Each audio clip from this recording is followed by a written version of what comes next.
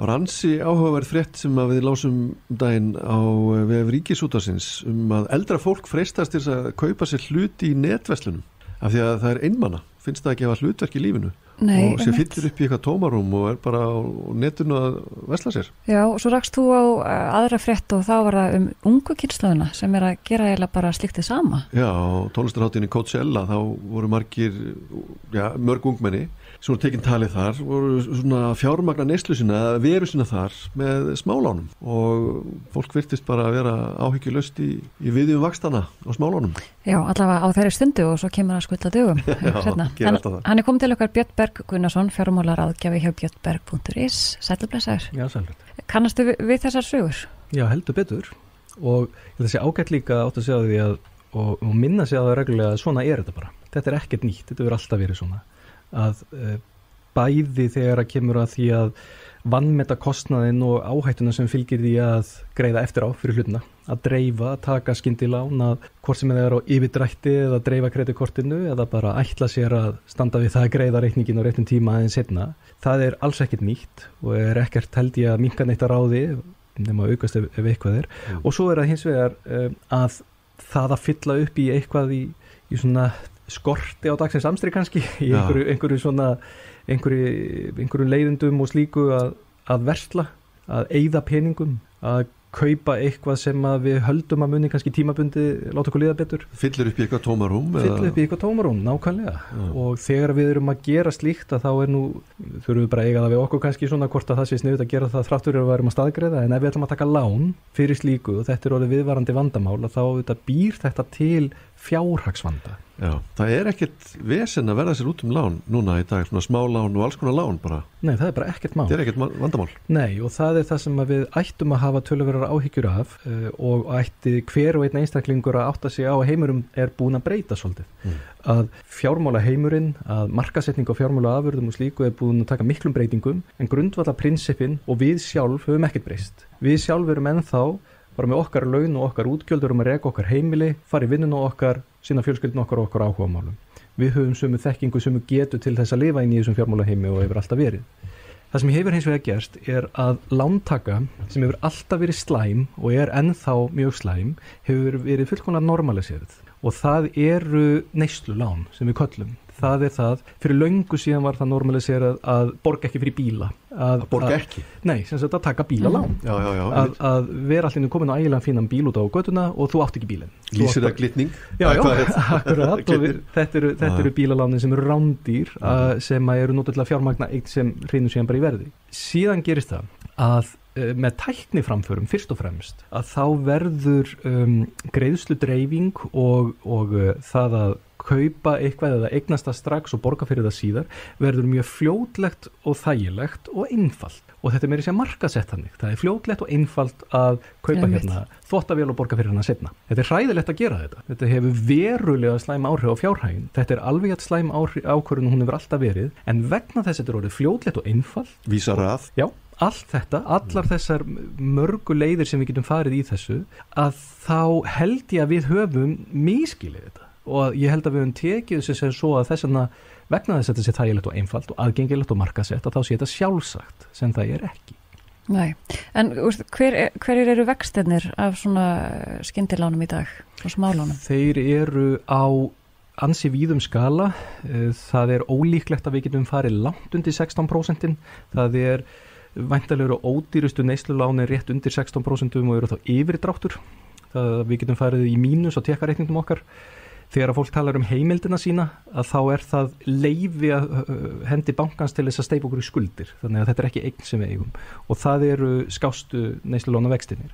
Það rétt fyrir ofan eru við yfirleitt með dreifingar á greiðslukortum, þar sem vextinir eru kannski þeir sömu en þeir ofta einhver smá kostnaði sem fylgir. Svo förum við upp stigan upp í það að það ekki óalgengt að við séum farin að sjá tölu sem við köllum árlega hlutfallstala kostnaðar sem að inniheldur heildarkostnaðina, því það ekki bara vextir, lántökugjald, seðilgjald, greiðslugjald og allt mögulegt og það ekki óalgengt að við séum að sjá tölur í kringum 40%. Getur sagt aftur hægt?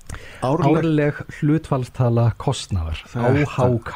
Þetta sjáum við allstaðar ekki öllum lánum í smáletrinu. Við höfum aðgengi að þessu. Ef þið farið inn í einhverju vefverslun og prófið að kaupa ykkur síma á 12 mánaða greiðsludreifingu, skoðið þið þá tölu. einhver staðar þarf hún að koma fram og eitthvað mun bregðast þegar þið sjáu hlutfallstala, hvað sagður? Kostnaðar. Þannig að þegar þið sjáu 25, 35, 40% kostnað þá kannski endurskoðið þið kaupin. En þetta ansi áhugavert að segja, með sálræna partin af þessu. Það eitthvað til sem heitir atferlis fjármálafræði. Já, þetta hefur auðvitað verið skoðað hansi mikið, hvernig stendur á því að fólk fer ekki eftir bókinni, vegna þess að bókin og fræðin, þau segja hvernig við ættum að hegða okkur, að markaðir eigi vera skilvirkir, að fólk eigi vera skynsamt. Svo verður þetta þannig að við sjáum fólk hegða sem óskynsamum hætti í tengslum við peninga og maður spyr sig hvers vegna, hvaðan kemur þetta, og þetta með einmannaleikan, þetta með að fylla upp í eitthvað er raunverulegur eða missa partíinu. Það einmitt eitt sem er mjög mikilvægt og er stór hluti í slíku, það er erfitt fyrir okkur að fresta hlutunum. Sko, þegar maður lappar í Smáralindinni og við sjáum úlpu sem okkur langar í, þá langar okkur að fara í henni heim, sko, af því að við sjáum hann okkur langar og við mátum hana. Og þetta er bara náttúrulegt í okkur og ég held að sé ágætt ofta að fólk kynni sér fræði eins og þessi til þess að átta sig á því hvað það er sem er að náttúrunar hendi sko óskynsamt í okkur.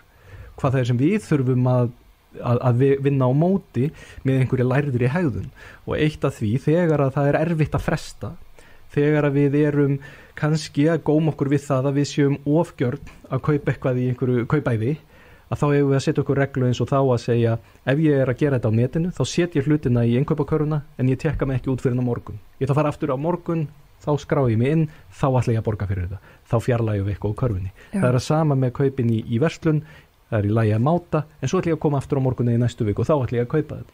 Ert þú búin að læra á sjálfa þig og komið vekk fyrir öll svona innan gæsalappa mistök? Já, það eru, svo þarf maður nú líka að leyfa sér eitthvað. En jú, ég átta mig alveg á þessu og passa mig mikið á slíku. Eitt af því til dæmis sem að ég hef passað mig á að gera varðandi fjármál er það að passa að sé til fyrir hlutunum með góðum fyrirvara, til dæmis að það að fara í ferðalög, að þá er maður bara búin að borga fyrir þetta fyrirfram. Þú ert búin að það er búið að taka frá einhver ákveðna peninga fyrir þetta áður en haldið af stað. Það er mjög skynsamlegt vegna þess að þegar maður er komin út þá eru freistingarnar svo miklar. Og við ýmsar aðstæður að maður þarf að finna það hjá sjálfum sér. En það sem ég held að sé ein helsta áhættan eða eitt af því sem að við lendum í, það er að við vanmetum áhættu. Við vanmetum líkurnar á því að hlutinni fari illa og þetta sjáum við oft í heimilisbókhaldinu að ef að hlutinni ganga upp að þá höldum við okkur við þá, þannig að við stillum okkar neyslu af því hvað er að ganga upp í þessu mánuði og það eru mjög mörg heimili sem er að reka sig á núlli út af þessu. Leið og eitthvað klikkar þá rennum við tilbaka, við gætum þurft að bjarga okkur með einhverjum svona lánum eins og við höfum heyrt talað og þá erum við komin í hólu og vandamálun aukast og þetta getum við til dæmis þá komið í vekk fyrir sjálf með því að eiga neyðarsjóð, með því að safna upp í ákveðin neyðarsjóð og með því að spara fyrir því sem við vitum að er framundan. Ef þú ert á bíl, þá veistu kannski að þú þarft að endurnýja bílinn eftir einhver tíma. Hvað þarf mikill peningur að vera til á þeim tíma? Þú safnar fyrir því mánaðarlega. Desember mánuður er 20% dýrari en hinir 11 mánuðinir að meðaltali út af jólunum. Við þurfum að safna fyrir þeim, ferðalögum, námi, öðru slíku. Ef við sýnum fyrirhyggju með þessum hætti að þá auðvitað minnka líkunar á því að bara venjulegu rekstur heimilis verið til þess að fólk þurfa að fara í sér hræðilegu lán.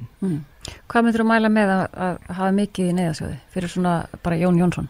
Ég myndi láta það taka smá mið af því hvað stöðu fólk er í dag. Ef að það er þannig að fólk er í hólu, ef það skuldar til dæmis neyslulán, þá myndi ég samt byrja á einhverju neyðarsjóði en hann þarf ekki vera stór.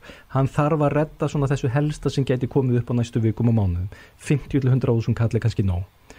Hann er ekki nóg til langs tíma, hann er ekki það sem ég myndi kalla góðan neyðarsjóð, en að því að það skiptir meira máli að vinna þá á þessu neysluskuldum og viðhalda þá þessum litla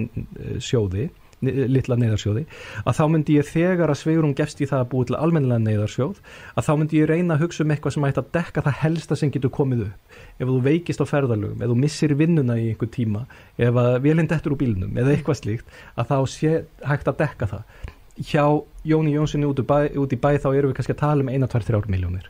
Það eigi að vera nóg í neyðarsjóði til þess að bregðast við því helsta sem getur gerst. Hvað með vanskil heimilanna? Ert þú að skoða þau mál? Hvernig standa heimilin sín núna í þessu árferði eins og það er? Já, það sem við höfum til að miða við í því eru annars vegar opinberar tölur sem að Seðlabankinn tekur saman og svo höfum við sögur og frásagnir og fréttir og við heyrum að því, til dæmis frá umboðsmanni skuldara, að það sé aðeins að fjölga hjá þeim, aðeins fleiri sem eru að leita til þeir og þau hafa sérstaklega vakið athygli á þeim sem eru með húsnæðislán og eiga sem sagt sína fasteigna því að leigjendur hafa verið mjög áberandi hjá þeim, en það séu líka þeir sem eiga eru í vandræðum með önnur lán. En tölurnar sína það að við höfum nýtt lágu vextina sem komu og COVID-tíma nokkuð vel vegna þess að við greitum niður skuldir og við höfum aukið sparnað og greitt niður skuldir og við erum ennþá á þeim stað að þrátt fyrir að vanskil hafi aðeins aukist, þá eru þau enn sögulega séð mjög lítil á Íslandi. Sparnaður töluvert mikill og það nú jákvætt. Það jákvætt og bara mjög gott og ætti að búa til eitthvað svigrúm fyrir okkur og það verulega jákvætt ef framheldur sem horfir og við sjáum vaxta lækkanir á næstunni, þá ætti það að hjálpa okkur að búa til smá svigrúm til þess að halda fram að laga stöðuna. Já, við erum að hætta þessum nótum. Björn Berg Gunnarsson, fjármálaráðgjafi, takk hérlega fyrir komuna. Takk fyrir.